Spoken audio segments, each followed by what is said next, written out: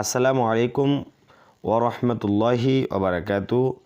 আমরা ধারাবাহিকভাবে কোরআনুল কারিমের সূরাতুল বাকারা শিখতেছি। আমরা 40 নম্বর আয়াত পর্যন্ত শিখেছি। এবার আমরা 41 নম্বর আয়াত শিখব ইনশাআল্লাহ। আর যারা আমার চ্যানেল নতুন রয়েছেন তারা অবশ্যই আমার চ্যানেল সাবস্ক্রাইব করবেন এবং লাইক করবেন। আর ভিডিওতে কোনো যদি সমস্যা হয়ে থাকে, বুঝতে সমস্যা হয়, তাহলে অবশ্যই কমেন্ট করে জানাবেন। আউযু বিল্লাহি মিনাশ শাইতানির রাজীম। বিসমিল্লাহির রহমানির রহিম। وآمنوا بما أنزلت مصدقا لما وآمنوا وجبر وحمزة خرج جبر এক আলিফ টান মিম জের মি وآمي নুন যা ওকে দেবে নুন পেশ নু وآمنوا বাজের বি মিম আলিফ জের মা মধ্যে মুনফাসিল। যদি কোনো হরফের চিকন চিহ্ন পাওয়া যায় বামে লম্বা হামজা, সেক্ষেত্রে তিন লাইন টেনে পড়তে হবে। তাহলে বলতে হবে বিমা বিমা ওয়া আমিনু বিমা ওয়া আমিনু বিমা। হামজাদা নুনকে ধরবে, হামজা নুন যাবে আং ইকফা হেকি। নুন সাকিনের পরে জাল থাকলে নুন সাকিনকে নাকে পেতে লুকে গুণনা করতে হয়, একে বলা হয় ইকফায়ে হাকিকি।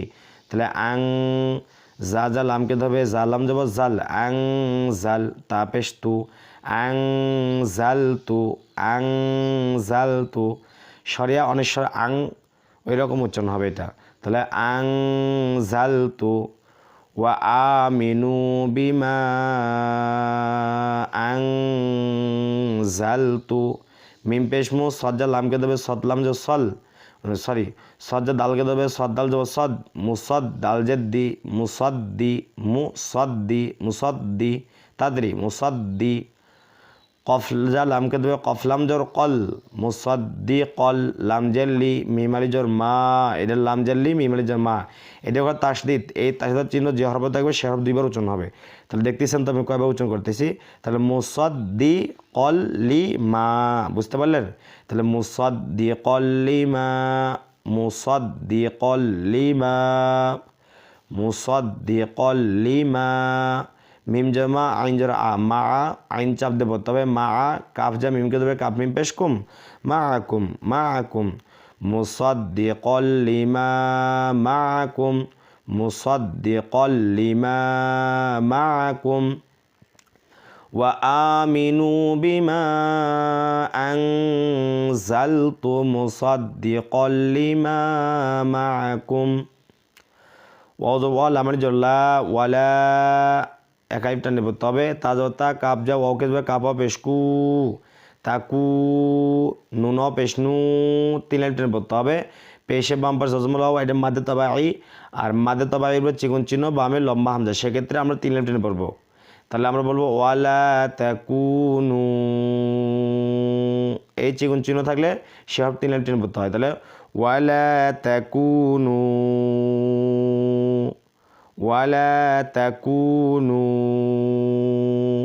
হামজা ওয়াওকে ধরো হামজা ধরো আউ ওয়াও ধরো ওয়া লাম জবল্লা আউ ওয়ালা কাফ আলি জর কা ফাজের ফি কাফি কাফালি জর কা এক হাফ টেনে পড়তে হবে। জবর পাশে খালি আলিফ রদুইজের রিম, এটাকে বলা হয় ইকলাব।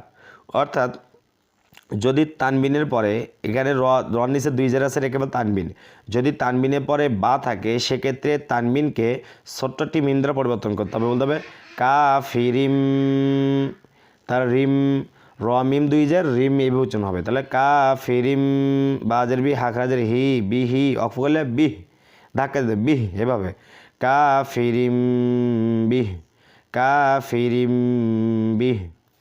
তাহলে আমরা এখান থেকে বলি ওয়ালা তাকুনু আউওয়ালা কাফিরিম বিহ ওয়ালা তাকুনু আউওয়ালা কাফিরিম বিহ। এখান থেকে ওয়া আমিনু বিমা আনজালতু মুসাদ্দিকাল লিমা মাআকুম ওয়ালা তাকুনু আউওয়ালা কাফিরিম বিহ। ওয়াদর ওয়াল আমার জল্লা ওয়ালা এক আলিফ টান জবর মমসে খালি আলিফ তাজা শিনকে দেবে তাসিন জবর তাস ওয়ালা তাস তা জবর তা রওয়া পেশ রু ওয়ালা তাস তারু ওয়ালা তাস তারু রু আমরা একাল টেনে পড়লাম কারণ পেশে বাম্ব জজমুলাও থাকলে একাল টেনে পড়তে হয় তাহলে ওয়ালা তাস তারু বাজের বি হামজা খারাজের আ বি আ ইয়া খারাজর ইয়া একালিপ টান খারাজব যে হরফ থাকে সে হরফকে একাল টেনে পড়তে হবে তাহলে হামজা একাল টেনে পড়বো ইয়াও একাল টেনে পড়বো তাহলে বি আ ইয়া তাইয়া যে তি একালিপ টান এটাও আমরা একালিপ টেনে পড়বো কারণ জেরে বাম্বা জজমুল ইয়া থাকলে একাল টেনে পড়তে হয় তাহলে বি আয়াতি বি আয়াতি ওয়ালা তাশতারু বি আয়াতি ওয়ালা তাশতারু বি আয়াতি সাদা সামিন জমা সামা নুন আলি দুইজন নাং ইকফা হেকি সামা নাং নুন সাকিনের পর কফ থাকলে সরি তানমিনের পর কফ থাকলে তানমিনকে নাকের ভিতরে লোকে গুণ্য করতে হয় নয় কারণে অনেশ্বর নাং এই সিস্টেম উচ্চারণ হবে তাহলে সামা নাং কফ জ ক লামিয়ে জাল্লি একালিফ টান জেরে বাম্বা জজম লাইয়া কলি লাম যা ওয়াওকে দেবে লামাও যেমন লাউ ঈদগামে বা গুন্না তানবিনের পরে তাজিদে ওয়াও থাকলে গুন্নার সহিত মিলিয়ে পড়তে হয় তাহলে লাউ কলি লাউ বি আয়াতি সামানাং কলিলাউ ওয়ালা তাশতারু বি আয়াতি সামানাং কলিলাউ ওয়াও জবর ওয়া হামজা যে একে দেবে হামজা ইয়াজের ইয়া আলিফ জবর ইয়া ওয়া ইয়া জবর ইয়া ওয়া ইয়া ওয়া ইয়া ফাজা তাকে দেবে ফাতা জবর ফাত তা জবর তা ফাত্তা তাজিদা দুই বচন হয় ফাত্তা কফ যা ওকে দেবে কফ ফেশকু একালিফ টান মাদে তবাই ফাত্তাকু নুন জারনি ফাত্তাকুনি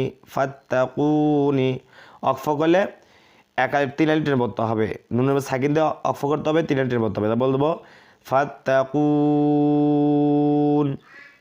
ওয়া ইয়া ফাত্তাকুন ওয়ালা তাশতারু বিআয়াতি সামানান কলিলাও ওয়া ইয়া ফাত্তাকুন। আজকের ভিডিও এ পর্যন্ত। আসসালামু আলাইকুম ওয়া রাহমাতুল্লাহি ওয়া বারাকাতুহু। আমরা এইভাবে যদি ধারাবাহিক পাঠ পড়তে পারি তাহলে ইনশাল্লাহ আমরা খুব দ্রুত কোরআন পড়তে পারবো। আর যারা আমার প্রথম পাঠগুলো দেখেননি তারা অবশ্যই প্রথম পাঠগুলো দেখবেন, তাহলে আপনাদের জন্য এই পাঠগুলো সহজ হবে।